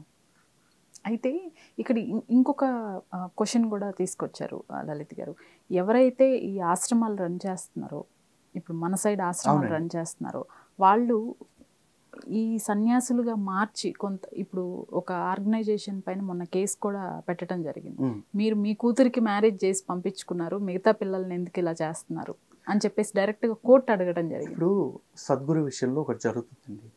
సద్గురు ఆయన కూతురికి పెళ్లి చేశారు అంటారు, ఆవిడ చేసుకోవాలనుకున్నారు, ఆయన వివాహం చేశారు. ఇంకొకళ్ళు ఎవరో వస్తారు, సన్యాసం స్వీకరించాలనుకుంటారు. సన్యాసం స్వీకరించాలనుకున్నప్పుడు ఓకే, ఆవిడకి సన్యాసం ఇంట్రెస్ట్ ఉంది కాబట్టి సన్యాసం దీక్షిస్తారు. ఇప్పుడు సమంత ఉన్నారు, లేకపోతే మంగ్లీ ఉన్నారు, వీళ్ళందరూ కూడా సద్గురు శిష్యులే కదా వాళ్ళు కూడా. అవును, ప్రతి శివరాత్రి రోజు వాళ్ళు వెళ్తూ ఉంటారు కదా. ఇప్పుడు ఆవిడ పేరేంటి, సమంత గారు వివాహం చేసుకున్నప్పుడు ఆయన అట్లా వివాహం చేసుకుంటున్న అర్జెంటుగా విడాకులు ఇచ్చి వచ్చే నీకు సన్యాసం ఇస్తానేమన్నా అన్నారా? అనలేదు కదా. వాళ్ళకి అదొక చాయిస్ అండి. ఆ తర్వాత సమంత గారు వివాహం చేసుకుంటారా సన్యాసం తీసుకుంటారా అని ఆవిడ ఇష్టం. నేను వివాహం చేసుకోవాలనుకుంటే ఓకే సుఖంగా ఉండమ్మా అని ఒక మాట దీవెనిస్తారు. లేదు నేను సన్యాసం తీసుకోవాలనుకుంటున్నాను సద్గురు అని అడిగితే ఓకే దా సన్యాస దీక్ష ఇస్తానమ్మా అని చెప్పేసి అంటారు. ఇట్స్ ఇండివిజువల్ చాయిస్ అంతే. కానీ వాళ్ళని ఎవరన్నా ప్రొవోక్ చేసి మోటివేట్ చేసి నువ్వు అసలు వివాహం చేసుకుంటే నీకు ఇన్ని పాపాలు కలుగుతాయి తెలుసా, నువ్వు వివాహం చేసుకుంటే సర్వనాశనం అయిపోతావు తెలుసా, దుంపనాశనం అయిపోతావు తెలుసా అని చెప్పి వాళ్ళని మెంటల్గా సెడ్యూస్ చేసి వాళ్ళని సన్యాసం తీసుకునేలాగా మోసం చేస్తే అప్పుడు దాన్ని ఎవరైనా తప్పుపడతారు, నేనైనా తప్పుపడతా. సద్గురు చెప్తే ఏంటి, జగద్గురు చెప్పినా కూడా నేను తప్పే అంటాను. అలాంటివి చెప్పరు అట్లాంటివి ఎవరు కూడా. అయితే మెయిన్గా ఈ మధ్య రీసెంట్గా ఒక పదాన్ని తరచూ వింటూ ఉన్నాం, వక్ఫ్ బోర్డ్. వక్ఫ్ బోర్డ్, అవునండి. ఏంటండి అసలు ఈ వక్ఫ్ బోర్డ్ అంటే ఏంటి, అసలు ఇది ఎలా ఫామ్ అయింది, దీని విధి విధానాలు ఎలా ఉంటాయి? ఈ ఎక్కువగా ఇప్పుడు మనకి బిల్లు ప్రవేశపెట్టిన కాడి నుంచి ఆ బోర్డులో ఇతర మతస్థులు కూడా ప్రవేశపెట్టాలని రీసెంట్గా బిల్లు ఒకటి మన మోడీ గారు ప్రవేశపెట్టారని తెలుస్తోంది. ఏంటి అసలు నాకు ఒక్కసారి డీటెయిల్స్ చెప్పండి. నిజానికి ఈ వక్ఫ్ బోర్డ్ అమెండ్మెంట్ బిల్ ఏదైతే ఇప్పుడు ప్రవేశపెట్టారో పార్లమెంట్లో, అది భారతదేశానికి అత్యంత ఆవశ్యకమైన బిల్ అండి. లేని పక్షంలో ఈ వక్ఫ్ బోర్డ్ అనేది పూర్తిగా భారతదేశం మీద ఒక ఆధిపత్య ధోరణితోటి, అంటే భారతదేశంలో ఉన్న ప్రతి ప్రాపర్టీని మాదే అని క్లెయిమ్ చేసుకుని వెళ్ళిపోయే పరిస్థితి వచ్చేసింది. ఇప్పటికీ వక్ఫ్ బోర్డ్ కింద దాదాపు 9,70,000 ఎకరాల భూమి కలిగి ఉంది వక్ఫ్ బోర్డ్ భారతదేశంలో. ఈ భూమి అంతా వీళ్ళకి ఎక్కడిది? నిజానికి స్వతంత్రం వచ్చే ముందు భారతదేశాన్ని 2 ముక్కలుగా చేశారు. ఒకటి ముస్లిమ్స్ కోసం పాకిస్తాన్గా, మిగిలిన వాళ్ళ కోసం భారతదేశంగా చేశారు. అయితే మన దౌర్భాగ్యం ఏంటంటే ఆ రోజున అంబేద్కర్ గారు కూడా మొత్తుకుని చెప్పారు పార్టీషన్ ఆఫ్ ఇండియా బుక్లో, ఏ రోజైతే చివరి ముస్లిం కూడా భారత్ విడిచి పాకిస్తాన్లోకి చేరడో అప్పటి వరకు విభజన ప్రక్రియ పూర్తయినట్లు కాదు అని చెప్పేసి చెప్పారు. అయినా కూడా కొంతమంది ముస్లింలు మేము ఇక్కడే తెచ్చేస్తామని వచ్చారు. ఇక్కడ ఉన్న ముస్లింలందరికీ కూడా అద్భుతమైన రక్షణ, స్వతంత్రము, స్వేచ్ఛ, హక్కులు అన్నీ ఉన్నాయి. కానీ భారతదేశం నుంచి సుమారు 20 లక్షల మంది పైచిలకు హిందువుల్ని చంపిన వాళ్ళని చంపారు, అత్యాచారం చేసే వాళ్ళని అత్యాచారం చేశారు, తరిమి కొట్టారు పాకిస్తాన్లో ఉన్న వాళ్ళని. పాకిస్తాన్లో ఉన్న ఏ హిందువుకి కూడా అక్కడ ఎటువంటి హక్కులు లేవు. ఇప్పటికి కూడా అక్కడ హిందూ జనాభా ఎంతో చూడండి, స్వతంత్రం వచ్చినప్పటికీ ఇప్పటికీ ఆ జనాభా అంతా ఎందుకు తగ్గిపోయింది అనేది కూడా ఆలోచించండి. కానీ భారతదేశంలో అప్పటి నుంచి ఇప్పటికున్న ముస్లిం జనాభా ఇబ్బడి ముప్పడిగా పెరిగిపోయింది. ఇప్పుడు ముస్లిమ్స్ని ఇంకా మైనారిటీ అని మన వాళ్ళు అంటున్నారు, కానీ టెక్నికల్గా రియాలిటీ ప్రకారం చూసుకుంటే they are second biggest majority అండి ఈ రోజున, ఏమాత్రం మైనారిటీలు కాదు. అయితే ఆ రోజున భారతదేశం నుంచి పాకిస్తాన్కి వలస వెళ్ళిపోయిన ముస్లిమ్స్ ఎవరైతే ఉన్నారో వాళ్ళ ఆస్తుల్ని ఇక్కడ ప్రభుత్వం స్వాధీనం చేసుకోవాలి, ఇక్కడ సాటి హిందువులు ఎవరో ఆక్రమించుకోవాలి. అటువంటి ఆస్తులన్నింటినీ కూడా వక్ఫ్ బోర్డ్ అనేది ఒకటి ఏర్పాటు చేసి ఇక్కడి నుంచి పాకిస్తాన్ వెళ్ళిపోయిన ముస్లిమ్స్ ఆస్తులు ఏవైతే ఉంటాయో అవి ముస్లిమ్స్ కంట్రోల్లోనే ఉండాలని వక్ఫ్ బోర్డ్ని ఏర్పాటు చేశారు. అప్పటి నుంచి వక్ఫ్ బోర్డ్ ఆస్తులు, చాలా ఆస్తులు అన్యాక్రాంతం అవుతా ఉన్నాయి మధ్యలో. కానీ అన్యాక్రాంతం అయిపోయిన ప్రతి ఆస్తిని కూడా ప్రభుత్వాలు మళ్ళీ టాపప్ చేస్తున్నాయి రాజకీయ పార్టీలు. ఒక చోట 10 ఎకరాల భూమి వక్ఫ్ బోర్డుది అన్యాక్రాంతం అయింది అనుకోండి, అన్యాక్రాంతం అయిపోయిన ఆస్తిని కాపాడి వాళ్ళకి అప్పగిచ్చేస్తే గొడవ లేదు.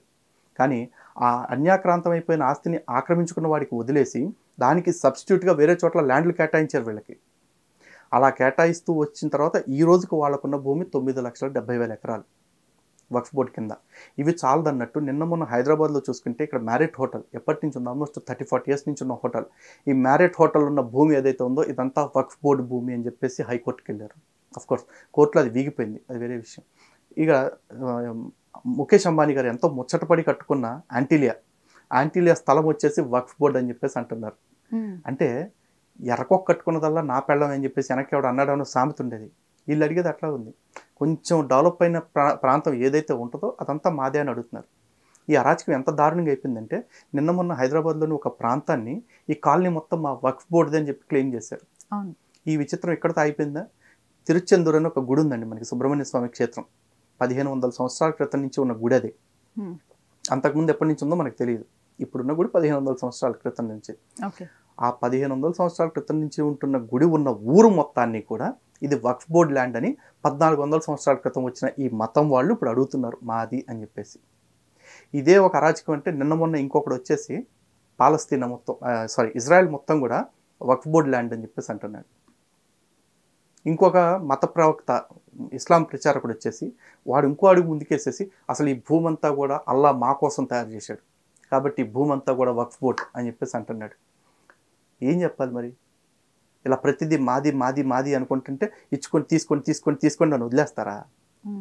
వీళ్ళ అరాచకాలు పెరుగుతున్నాయి కాబట్టి వాటికి కట్టడి చేయటం కోసం ఈ రోజున వక్ఫ్ బోర్డ్ అమెండ్మెంట్ బిల్ అనేది ఒకటి వస్తుంది. అది రావాల్సిందే ఖచ్చితంగా. భారతదేశం మొత్తం ఒక చట్టం మీద నడుస్తుంటే మాకు మాత్రం పర్సనల్గా ఇంకో చట్టం కావాలని చెప్పేసి ముస్లిం పర్సనల్ లా బోర్డు అని పెట్టుకున్నారు వీళ్ళు. మరి దేశం విడిపోయినప్పుడు మీకు అంత పర్సనల్గా మీ మతం కోసం ఒక చట్టం కావాలనుకున్నప్పుడు మీ మతం పేరు మీద ఏర్పడ్డ దేశానికి ఎందుకు పోలా? అప్పుడు మాత్రం అందరితో కలిసి ఉందామంటూ ఈ దేశంలో తెచ్చేసి ఇప్పుడు వచ్చేపాటికి మాకు షరియా చట్టం కావాలి, మాకు ప్రత్యేక చట్టాలు కావాలని ఎందుకు అడుగుతున్నారు? అంటే అప్పుడు మిగిలిపోయిన వాళ్ళే ఇప్పటికీ కూడా కుట్రపూరిత ఆలోచనలతోటే మిగిలిపోయారు. వాళ్ళ జనాభాని మెల్లగా పెంచుకుంటూ ఇదవుతున్నారు. ఈరోజు వీళ్ళు సిఏఏ ఎన్ఆర్సీ చట్టాన్ని తీసుకొస్తుంటే అంటే పక్క దేశాల్లో ఉన్న ముస్లిం దేశాల్లో మతహింసకి గురవుతున్న హిందువులు, క్రైస్తవులు, బౌద్ధులు, జైనులు ఇలాంటి వాళ్ళందరూ కూడా మా దేశానికి రండి, మేము ఆశ్రయం కల్పిస్తామని భారతదేశం పిలుస్తుంటే సాధారణంగా ఇక్కడ ఉన్న ముస్లిమ్స్ అందరూ కూడా అట్టట్ట పిలుస్తారు, కుదరదు అంటున్నారు. మరి బర్మాలో తన్ని తగలేసిన రోహింగ్యా మందని ఆంబోతుల్లాగా ఇక్కడికి తీసుకొచ్చి తెస్టేపించి పందుల్లా మేపుతున్నారు కదా. మరి వాళ్ళ విషయంలో ఎందుకు ఈ రోహింగ్యా వాళ్ళు ఈ దేశానికి రావడానికి వీల్లేదని అంటల్లో ఒక్కడు కూడా? రోహింగ్యా వాళ్ళని మేపేటప్పుడేమో ఈ దేశం ధర్మసత్రమా? నిజంగా మతహింసకి గురై ఇక్కడికి వచ్చి రక్షణ కోరుకుంటే వాళ్ళకి పోషిస్తుంటే మాత్రం ఈ దేశం మతోన్మాదులు అవుతున్నారా? మరి చెప్పండి, ఇప్పుడు వక్ఫ్ బోర్డుకి సవరణలు అవసరమా వద్దా?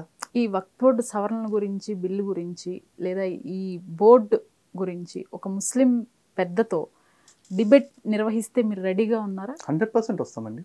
నటి కస్తూరి గారు ఆవిడ అసలు ఏం కామెంట్స్ చేశారు, తెలుగు వాళ్ళని అవమానించారని కొంతమంది, అలానే బ్రాహ్మిన్స్ గురించి మాట్లాడారు, అది పాజిటివ్ నెగిటివ్ కూడా తెలియకుండా ఆవిడని ట్రోల్ చేసేస్తున్నారు, కేసులు పెట్టబోతున్నారు, పెట్టారు, ఆవిడ అసలు పారిపోయారు అని ఇంకొన్ని మీడియా ఛానల్స్. నిజంగా అసలు ఆవిడ కేసులో ఏం జరిగిందండి? ఫస్ట్ ఆఫ్ ఆల్ డిస్కషన్ పెద్దగా వెళ్తుంది, కొంచెం లెంతీగా ఉంటుంది కాబట్టి జనాలకు క్లారిటీ రాదేమో ఫస్ట్ ఒక స్టేట్మెంట్ ఇస్తున్నానండి. ఐ క్లియర్లీ సపోర్ట్ కస్తూరి గారు. ఓకే, కస్తూరి గారు తెలుగు వాళ్ళ గురించి మాట్లాడారు అన్నట్టుగా ప్రచారం అవుతున్న వ్యాఖ్యల విషయంలో కస్తూరి గారిని నిర్ద్వందంగా నేను మద్దతు ఇస్తున్నా. కారణం ఏంటంటే ఆవిడ తమిళనాడు గడ్డపై ఉండి ఆవిడ ఎవరిని విమర్శిస్తూ మాట్లాడారు? అక్కడ రాజకీయంగా ఆధిపత్యం వహిస్తున్న ఒక కుటుంబం పేరు చెప్పకుండా ఆ కుటుంబాన్ని ఉద్దేశించి మాట్లాడారు. ఎందుకు మాట్లాడారంటే ఆ కుటుంబానికి సంబంధించి ఇప్పుడు పదవుల్లో వెలగబెడుతున్న పోరంబోగ్గాళ్ళు ఇద్దరు ఎవరైతే ఉన్నారో వాళ్ళలో ఒకడు ఏమన్నాడంటే ఈ దేశానికి బ్రాహ్మలు అనేవాళ్ళు ఎక్కడి నుంచో వలస వచ్చారు ఒక 3-4 వేల సంవత్సరాల క్రితం. ఆ వలస వచ్చి వాళ్ళు ఆర్యులు ఇక్కడ మన మీద దండయాత్ర చేసి మనని ఆక్రమించుకునే ద్రావిడుల మీద మన మీద దాష్టికాలు చేస్తున్నారు, అలాంటి వాళ్ళ మాటలు మనం పట్టించుకోవాల్సిన అవసరం లేదు, అలాంటి వాళ్ళని తొక్కేయాలి అని చెప్పేసి అన్నాడు. వాళ్ళ కొడుకు పంది ఏమంటాడంటే ఈ దేశంలో సనాతన ధర్మం అనేది ఒక మలేరియా డెంగ్యూ లాంటిది, దాన్ని నిర్మూలించాలి అని చెప్పేసి మాట్లాడారు. మరి ఆడు మలేరియా డెంగ్యూలతో పోల్చి నిర్మూలించాలి అన్నప్పుడు ఒక్క నోరు పెగలలేదండి. ఎంతమంది పోయి ఆడి మీద కేసులు పెట్టారు? ఇప్పుడు ఆ కుటుంబాన్ని టార్గెట్ చేస్తూ ఆవిడ ఒరే నాయన మీరేమన్నా మమ్మల్ని వలస వచ్చారు అంటున్నారు, మీరేమన్నా ఇక్కడ పుట్టి పెరిగారు అనుకుంటున్నారా? మీ ముత్తాతలు కూడా ఇక్కడ రాజులకు సేవ చేయడం కోసం ఎక్కడి నుంచో వలస వచ్చిన వాళ్ళే, మీరు ఇక్కడ పుట్టి పెరిగిన వాళ్ళు ఏం కాదు అని చెప్పేసి వాళ్ళకి కౌంటర్ ఇస్తూ ఆవిడ ఒక వ్యాఖ్య చేశారు. ఇది మొత్తం తెలుగు జాతి మొత్తానికి పులివేసుకుని నేనెందుకు ఇదవ్వాలి, నా జాతి నల్ల, నేను తెలుగుని గర్వంగా చెప్పుకుంటున్నా, నన్ను అవమానించాల. ఒక కుటుంబం గురించి మాట్లాడారు. ఆ కుటుంబం గురించి ఎందుకు మాట్లాడారంటే ఆ కుటుంబంలో ఉన్న పనికిమాలిన వాళ్ళు ఇద్దరు కలిపి సనాతన ధర్మాన్ని నిర్మూలించేస్తాం ఈ దేశం నుంచి అన్నారు. సనాతన ధర్మాన్ని నిర్మూలించాలంటే నీ వల్ల కాదు కదా, నీ అబ్బ వల్లే కాలేదు, నీ తాత వల్లే కాలేదు, ఆడి ముత్తాతలు దిగినా కూడా పీకేదేమీ లేదు అని ఇండైరెక్ట్గా ఒక స్త్రీ అయ్యుండి ఆవిడంత ధైర్యంగా బయటకు వచ్చి మాట్లాడారు. మరి ఆవిడ నేను సమర్థించిన 100% సమర్థిస్తాను. ఇప్పుడు మనకి టీటీడీ బోర్డు ఫామ్ అయింది.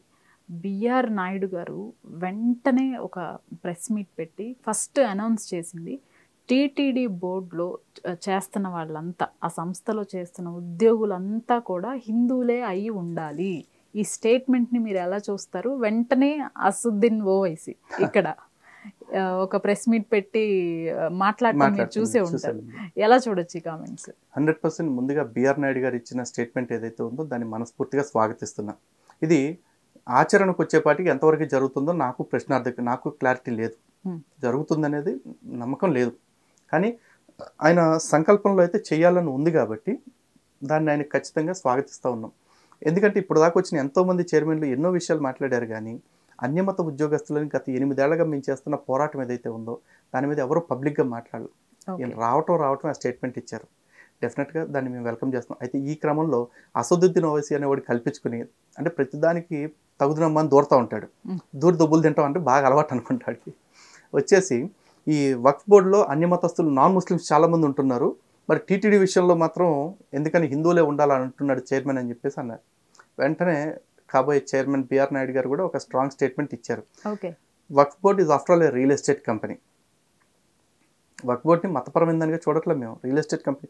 నిజానికి బిఆర్ నాయుడు గారు పొలిటికల్గా కొంచెం అఫిలియేషన్తో ఉన్నారు ఒక పార్టీతో, కాబట్టి కొన్ని రిజర్వేషన్స్ ఉంటాయి. ఆయన ఇది పరిధి దాటి మాట్లాడలేరు. అలాగే ఆయనకు ఒక బిజినెస్ లేకపోతే ఇంకేవో ఉన్నాయి కాబట్టి అప్పటికి ఆయన ఇచ్చిన స్టేట్మెంట్ని చాలా బోల్డ్ స్టేట్మెంట్ కింద నేను చూస్తున్నాను. కానీ వాస్తవంగా చూడాలంటే వక్ఫ్ బోర్డ్ అనేది ఒక కబ్జా బోర్డు అనాలి మనం. ఇప్పుడు కనపడ్డ ఆ స్థలంలో నాదే, ఆ స్థలం నాదే, ఈ స్థలం నాదే, ఆడి స్థలం నాదే, ఈడు కొంప నాదే అంటున్నప్పుడు వీళ్ళు ఏం కలెక్ట్ చేసుకోకుండానే వీళ్ళు క్లెయిమ్ చేస్తారు. అందుకే కదా ఇప్పుడు వక్ఫ్ బోర్డ్ అమెండ్మెంట్ యాక్ట్ తీసుకొస్తున్న రీజనే అది, వాళ్ళకి కొన్ని పరిమితులు విధించటమే. అది వక్ఫ్ బోర్డ్ అమెండ్మెంట్ బిల్ అనగానే మొత్తం ముస్లిమ్స్ ఆస్తులని లాగేసుకుంటామని కాదు. ఈరోజు మొన్న కర్ణాటకలో చూడండి, ఒక ఊరంతా మాదే అని చెప్పేసి క్లెయిమ్ చేశారు. నిన్న కూడా అట్లాగే చేసుకుంటూ వెళ్తున్నారు. సో ఇటువంటి పరిస్థితులు ఉన్నప్పుడు దాన్ని వక్ఫ్ బోర్డు అన్నారుగా, మామూలుగా మాట్లాడేటైతే కబ్జా బోర్డు అనాలి. సో అటువంటి బోర్డు గురించి మాట్లాడుతూ దానికి టీటీడీకి ఎట్లా కంపేర్ చేస్తావా? TTD is a religious institution. ఇది పూర్తిగా హిందువుల ఫండ్స్ మీద నడుస్తూ ఉంది, హిందూ సేవకుల సేవతోటి నడుస్తూ ఉంది. ఎందుకంటే అక్కడ శ్రీవారి సేవ పేరుతో వచ్చే వాళ్ళందరూ కూడా ఉచితంగా స్వామివారి సేవ చేయడానికి వస్తూ ఉంటారు. ఇవన్నీ జరుగుతున్న చోట అన్యమతస్తులకి ఏం పని? అసలు ఇంత జరుగుతుంది కదా. నేనే అడుగుతున్నానండి, మా దేవుళ్ళు అంటే నమ్మకం లేదు, మా ఆరాధన పద్ధతులు మీకు నచ్చవు, విగ్రహారాధనలు, మా దేవుళ్ళు ప్రసాదాలు మీరు ముట్టరు, మరి సిగ్గు లేకుండా మేము చీపు అంటున్నా కూడా ఇంకా మా సూరు పట్టుకుని ఎందుకు ఆలాడుతున్నారు? అది ఇంకాస్త ఎక్కువ అనుమానాలకు తావిస్తుంది మాకు. మేము పొమ్మన్నప్పుడు మాకు ఇంకో ఆల్టర్నేటివ్ చూపిస్తే వెళ్ళిపోతాం అంటే ఓకే, లేదు మేము ఇక్కడే ఉంటాం అంటే మీకు నమ్మకం లేని చోట మీరు ఇక్కడే ఉండాలని అంత పట్టుబడుతున్నారంటే, అంత ఎంఫసైజ్ చేస్తున్నారంటే మాకు రోజు రోజుకి అనుమానాలు ఇంకా బలోపేతం అయిపోతా ఉన్నాయి. కాబట్టి మా అనుమానాలని నివృత్తి చేయడంతో పాటు ఈ అన్యమత ఉద్యోగస్తులందరినీ మళ్ళీ ఇక్కడ ఇంకో గొప్ప విషయం చెప్పాలండి, హిందువులైన మాకు మాత్రమే సాధ్యమైంది ఏంటంటే మేము వాళ్ళకి కడుపు కొట్టమని చెప్పట్లా, ఇక్కడి నుంచి తప్పించి ఇంకో ప్రభుత్వ శాఖలోకి వాళ్ళని విలీనం చేసుకోమంటున్నాం. మేము వాళ్ళని రోడ్డును పడేసి వాళ్ళని పస్తులు పడుకోబెట్టమని చెప్తున్నామా? లేదుగా, జస్ట్ ఇంకో డిపార్ట్మెంట్ మార్చమంటాం. ఇదేం అన్యాయం కాదు, అధర్మం కాదు, ధర్మబద్ధమైంది. దేవాదాయ శాఖ చట్టంలో ఏదైతే ఉందో ఆ చట్టంలో ఉన్నదే అడుగుతున్నాం, హిందూ క్షేత్రాల్లో హిందువులే పనిచేయాలి. కొన్ని డిబేట్స్ ఎలా వెళ్తున్నాయి అంటే ధర్మానికి సంబంధం లేకుండా అసలు ఆ క్వశ్చనీర్ అదంతా కూడా టాపిక్స్ అంతా దేశం వైపు వెళ్తుంది. ఇక్కడ టాపిక్ వచ్చేసేసి ధర్మం గురించి, మీరు ధర్మం గురించి ఫైట్ చేస్తున్నారు, వాళ్ళ మతపరమైన దాని గురించి మాట్లాడుతున్నారు. వన్స్ ఈ మతపరమైన టాపిక్ వస్తే లలిత్ కుమార్ గారు రెడీగా ఉన్నారా డిబేట్కి? ఎప్పుడైనా రెడీ అండి. అండ్ ఇక్కడ మీరు ఇంకో మాట అన్నారు, చాలా టాపిక్లు దేశం వైపు వెళ్తున్నాయని చెప్పేసి. 100% ఒక హిందువుగా మేము ఫస్ట్ ఆలోచించేది ధర్మము, దేశమే. కారణం ఏంటంటే మాకు సాక్షాత్తు రామచంద్ర ప్రభువులకే ప్రభువు. ఎవరైతే ఇప్పుడు ఆడు ప్రభు ఈడు ప్రభు అనుకుంటున్నాడు, వీళ్ళందరూ కాదు. ఆ ప్రభువులందరికీ ప్రభు రామచంద్ర ప్రభువే. అటువంటి రామచంద్ర ప్రభు చెప్పిన మాట, జనని జన్మభూమిశ్చ స్వర్గాదపి గరీయసి అని చెప్పేసి. సాక్షాత్తు సనాతన ధర్మంలో వేదాన్ని నేర్చుకున్న రామచంద్ర ప్రభు చెప్పిన మాట, జన్మభూమి కన్న తల్లి స్వర్గంతో సమానం అని చెప్పేసి ఈ రెండింటికి ఈక్వల్ ప్రాధాన్యత ఇచ్చాడు. మరి స్వర్గంతో సమానమైన అటువంటి జన్మభూమిని మేము కాపాడుకోవటం కోసం మాట్లాడమా? మా ధర్మం మాకు చెప్తుంది నీకు దేశం ముందు అని చెప్పేసి. అంటే దేశం నాది అని వాళ్ళు అంటున్నారు, మీరు అంటున్నారు కదా. ఇప్పుడు దేశం గురించి మనం డిబేట్ చేయలేము. చెయ్యాలండి. ఓకే, ఇప్పుడు ఒక హిందువుగా నేను ఈ దేశంలో విగ్రహారాధన చేస్తున్నాను అంటే ఎందుకు చేస్తున్నాను తెలుసా? ఈ దేశంలో ఉండే ప్రతి అణువులోనూ పరమాత్ముడు ఉన్నాడు. ఆ అణువుల్లో నుంచి కొంత మట్టిని తీసుకుని నేను ఒక రూపం చేసుకుంటే అందులో దేవుడు ఉన్నాడు. అందులోంచి ఒక రాతిని తీసుకుని రూపాన్ని చెక్కుకుంటే అందులో నాకు దేవుడు ఉన్నాడు. ఆ విషయం ఆ దేశంలో ఒక చిన్న మొక్కలో నేను చూసుకుంటే ఆ మొక్కను పూజిస్తాను, అందులో నాకు దేవుడు ఉన్నాడు.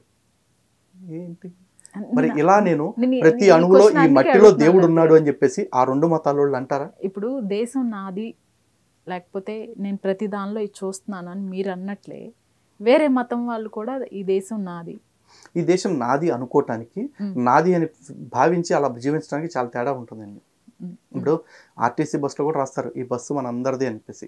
మన అందరిది అన్నారు కదా అని చెప్పేసి మనకు అవసరం వచ్చినప్పుడు అమ్ముకు తప్పమని కాదు దాని అర్థం. మనది అని ఎంత బాధ్యతగా చూసుకుంటామో అంత బాధ్యతగా చూసుకోమని చెప్పేసి చెప్పటం. అసలు మీ పాయింట్ ఆఫ్ వ్యూ చెప్పండి. నా point of view, me point of view కావాలి నాకు. చాలా మంది కూడా కొన్ని దేశాలు ఏవైతే ఉన్నాయో మతపరంగా విడిపోయి ఫామ్ అయిపోయి ఉన్నాయి. చాలా దేశాలు, బంగ్లాదేశే తీసుకోండి, అంతే. అసలు అక్కడ హిందువులు అనే వాళ్ళని ఎలా చేశారు అనేది రీసెంట్గా కూడా చూసాం. అలా చాలా దేశాలు, కజకిస్తాన్ కానీ కొన్ని దేశాలు మతపరంగా విడిపోయి క్లియర్ కట్గా స్టేట్మెంట్తో ఉన్నారు. అలా ఉండటం కరెక్ట్ అంటారా? ఇలా భారతదేశం లాగా భిన్నమత సమ్మేళనం ఇట్లా ఉండటం కరెక్ట్ అంటారా? భారతదేశం ఎప్పుడు కూడా ప్రపంచంలో ఎన్ని మతాలు ఉన్నాయి, ఎన్ని రకాల మనుషులు ఉన్నారు, ఇవేం పట్టించుకోలేదండి. వేదం ఎప్పుడు ఒకటే మాట చెప్తుందిగా, కృణ్వంతో విశ్వమార్యం. ఈ ప్రపంచం అంతా కూడా ఆర్యవంతంగా అంటే సంస్కారవంతులైన ప్రజలు ఉండే విధంగా మారాలి అని కోరుకున్నారు. అలాగే వసుదైవ కుటుంబకం అని చెప్పేసి చెప్పారు. అంటే ఈ భూమి అంతా కూడా ఒకే కుటుంబంలాగా జీవించాలి అని చెప్పేసి అన్నారు. అందుకే ఈరోజు భారతదేశాన్ని ప్రపంచానికి పూజ గది అని కూడా అంటారు. ఎందుకు? ఈరోజు ప్రపంచంలో ఎన్నో దేశాలు ఉన్నాయి, ఆ రోజు ఇన్ని దేశాలు ఉన్నాయి. కానీ ఆ రోజైనా ఈ రోజైనా మిగతా దేశాలన్నీ కూడా తమ భోగాలు తమ సుఖాలు పరమావధిగా చేసుకుని జీవిస్తున్న కాలంలో కూడా భారతదేశంలో ఇక్కడ ఋషులు యాగాలు చేశారు ప్రపంచం బాగుండాలని. ఇక్కడ ఋషులు త్యాగాలు చేశారు. ఎలా అయితే ఒక ఇంట్లో 50 గదులు కట్టుకున్నా సరే దేవుడి కోసం ఒక చిన్న పూజ గది పెట్టుకుంటాం.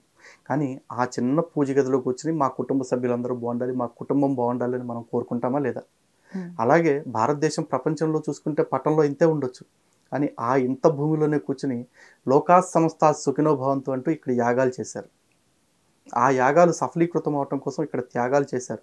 ఒక దదీచి మహర్షి కావచ్చు, ఒక శివి చక్రవర్తి కావచ్చు, ఇట్లాంటి వాళ్ళందరూ కూడా. అందుకు ప్రపంచానికి భారతదేశం పూజ గది.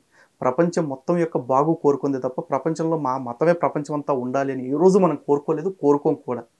ఆల్రెడీ బోర్డు చేంజ్ అయింది, మీరు ఎన్నో సంవత్సరాలుగా పోరాటం చేస్తున్న ఫస్ట్ స్టేట్మెంట్ కూడా వచ్చేసింది. ఇంకేవైనా మార్పులు ఉంటే ఏం చేయాలంటారు టీటీడీలో? ఒకటే అండి, సామాన్యుడికి దర్శనాన్ని అందుబాటులోకి తేవాలి. సామాన్యుడిని గుడి దగ్గరికి, గర్భాలయం దగ్గరకు వచ్చి స్వామిని చూసే క్షణం రాగానే ఆడు చూశాడో లేదో అనే భావం నుంచి బయటకు వచ్చేలోపు బయటికి ఈడ్చి పడేస్తుంటారు. అటువంటి అమర్యాదకరమైన ధోరణి పోవాలి. అక్కడ పనిచేస్తున్న ఉద్యోగస్తులు అందరూ కూడా ఇదిగో ఈ భక్తులు రావటం వల్లే, వీళ్ళు చందాలు వేయటం వల్లే, వీళ్ళు ఇస్తున్న కానుకలతోటే మనం బ్రతుకుతున్నాము అనే ఒక దృక్పథాన్ని వాళ్ళు పెంచుకోవాలి. ఇక్కడ సారీ అండి మిమ్మల్ని ఇంటరప్ట్ చేస్తున్నందుకు. నేను ఒక వీడియో చూశాను, నిజంగా చాలా బాధ అనిపించింది. ఇప్పుడు మీరు చెప్తున్న సీనే ఎక్కడో తమిళనాడులోనో సంథింగ్ ఎక్కడో ఇలా రావటం, అలా ఈడ్చిపడేయటం, ఇలా రావటం, ఇలా ఈడ్చిపడేయటం జరుగుతుంది క్యూ లైన్లో. ఇక్కడ ఒక విఐపి కేటగిరీ విత్ ఫ్యామిలీతో చక్కగా ఫోటో దిగుతున్నారు, పక్కనే ఆ పక్కనే ఫోటో దిగుతున్నారు, వీళ్ళని మాత్రం ఈడ్చిపడేస్తున్నారు. రీసెంట్గా ఒక రాజకీయ నాయకుడి స్టేట్మెంట్ చూడాలండి. రాజకీయ నాయకుడు ఒక అతను మాట్లాడుతూ దేవాలయాల్లోకి వచ్చేపాటికి అందరినీ సమానంగా చూడట్లేదు, అందుకే మత మార్పులు జరుగుతున్నాయి, దిక్కుమాల వాగుడు వాగాడు. ఈ దేవాలయాలు ఎవరి చేతుల్లో ఉన్నాయి? ప్రభుత్వాల చేతుల్లో ఉన్నాయి, దేవాదాయ శాఖ చేతుల్లో ఉంది. గుడికి వస్తే పార్కింగ్కి 10 రూపాయల టికెట్, చెప్పులు పెట్టుకోవడానికి 5 రూపాయల టికెట్, కొబ్బరికాయ కొడటానికి 20 రూపాయల టికెట్, అర్చనకి 50 రూపాయల టికెట్, ప్రసాదానికి 100 రూపాయల టికెట్. ఎవడు పెట్టాడు? మేము పెట్టామా? ధర్మదర్శనానికి వెళ్ళేవాళ్ళు కాకుండా మిగతాది విఐపి దర్శనానికి 100, స్పెషల్ బ్రేక్ దర్శనానికి 200 టికెట్లన్నీ మేము పెట్టుకున్నామా? మా దేవాలయాలతో మా గుడులతో వ్యాపారం చేస్తున్న మీరు దరిద్రులారు, రాజకీయ నాయకులు చేస్తున్నారు. మీరు చేస్తా గుళ్ళో ఇట్లాంటి బాధాకరంగా ఉన్నాయంటే ఆ బాధాకరమైన దాన్ని ప్రశ్నించాల్సింది ఎవరిని? ప్రభుత్వాలను ప్రశ్నించాలి. హిందూ సంఘాలను ప్రశ్నిస్తే ప్రయోజనం ఏంటి? అందులో ఉన్న అర్చకుల్ని ప్రశ్నిస్తే ప్రయోజనం ఏముందండి? అర్చకులు బ్రతికి ఎంత అన్యాయంగా ఉందంటే ఇన్నిటికీ టిక్కెట్లు పెట్టి దోచుకునే దేవాదాయ శాఖ అర్చకుడు ప్లేట్లో 10 రూపాయలు పడితే తీసుకుని జేబులో పెట్టుకుంటే అర్చకుడి మీద కంప్లైంట్లు ఇస్తున్నారు, కేసులు పెడుతున్నారు. అర్చకుడికి మెమోలు ఇస్తున్నారు, నువ్వు ప్లేట్లో డబ్బులు హుండీలో ఎందుకు వేయలేదు అని చెప్పేసి. ఎవరు బానిస బతుకు? ఎవరికి బానిసత్వం చేస్తున్నావు? కాబట్టి ప్రభుత్వాన్ని నిలదీయాలి, ప్రతి హిందువు నిలదీయాలి. ఇంకొక విషయం కూడా అండి, ఇక్కడ నాకు కొన్ని మార్పులు ఏవైతే టీటీడీలో మీరు మేము అనుకుంటున్నారో చెప్తున్నాం కదా, స్టాఫ్ బిహేవియర్ మారాలి. ప్రతి ఒక్క అక్కడ ఉద్యోగస్తులు ఎవరైతే ఉంటారో ఆ ఉద్యోగస్తులు అందరూ కూడా తాము శ్రీవారి సేవకులమే అని ఒక దృక్పథంలోకి రావాలి. ప్రతి ఒక్కళ్ళు కూడా తిరునామాన్ని ధరించాలి ఖచ్చితంగా, లేదంటే ఏదో ఒక రకమైన తిలకధారణ చేయాలి 100% కూడా. దాంతోపాటు టీటీడీలో సంప్రదాయ పరిరక్షణ కూడా జరగాలి. ఒక్కొక్క ఆలయానికి ఒక్కొక్క సంప్రదాయం ఉంటుంది, ఒక్కొక్క ఆలయానికి ఒక్కొక్క ఆగమం ఉంటుంది. ఆ ఆగమ శాస్త్రాలను అనుసరించి అక్కడ సంప్రదాయాల్ని పరిరక్షించాలి. హిందుత్వం నిలబడాలి, ఆలయం బాగుండాలి, ఆగమం బాగుండాలి, అర్చకుడు బాగుండాలి. Thank you. ధన్యవాదాలు.